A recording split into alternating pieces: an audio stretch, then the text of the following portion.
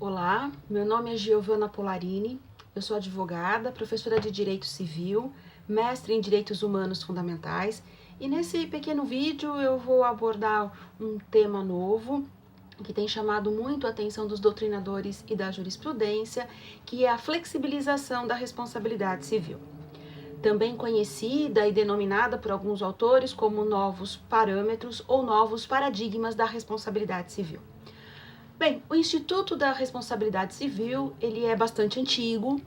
Nós já encontramos os seus elementos estruturais nos diplomas jurídicos mais antigos que se tem notícias pela história do direito, que remontam a mais ou menos uns 2000 anos antes de Cristo. E até então, a responsabilidade civil, ela estava totalmente estruturada com base na obrigação de indenizar. Ou seja, a responsabilidade civil estava mais preocupada em punir o agente lesante, ou seja,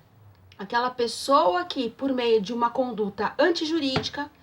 causou um dano ao patrimônio da vítima, patrimônio esse econômico ou não econômico, levando-se em consideração os elementos da culpabilidade e do nexo de causalidade.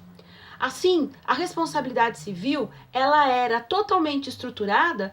sob a ótica do ofensor, sobre a ótica da obrigação de indenizar. Acontece que a sociedade ela foi evoluindo nos últimos séculos a ponto de nós chegarmos àquilo que hoje os autores chamam de sociedade pós-moderna, sociedade de informação,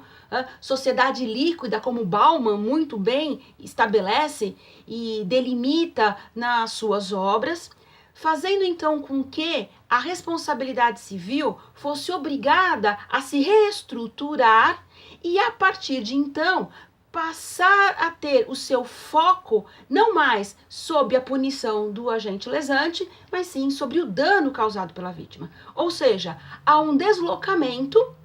da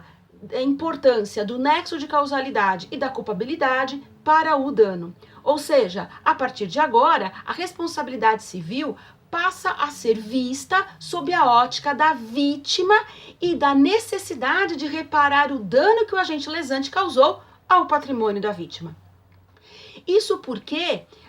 essa nova sociedade de século XX, século XXI, passou então por essas novas relações sociais, passaram então a provocar ou causar dano no patrimônio da vítima, danos esses que até então não guardavam nenhuma forma de proteger a vítima.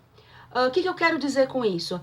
Novos direitos, novos danos passaram a surgir na sociedade, fazendo então com que a vítima suportasse ela própria sem poder se socorrer ou ir em busca de uma reparação em face ao agente lesante. Quais danos seriam esses considerados danos novos? Exemplos: danos voltados para as relações de informática, danos voltados à privacidade, danos voltados às relações de família, como, por exemplo, o abandono afetivo inverso, que é aquele dos filhos em relação aos pais, dano ao nascimento indesejado de um filho, danos ao patrimônio genético, que hoje se discute muito a respeito disso, a intimidade genética, a identidade genética, que venha efetivamente a causar dano à vítima. Algumas outras formas de dano, como por exemplo, dano ambiental, entendido como um dano coletivo, um dano estético,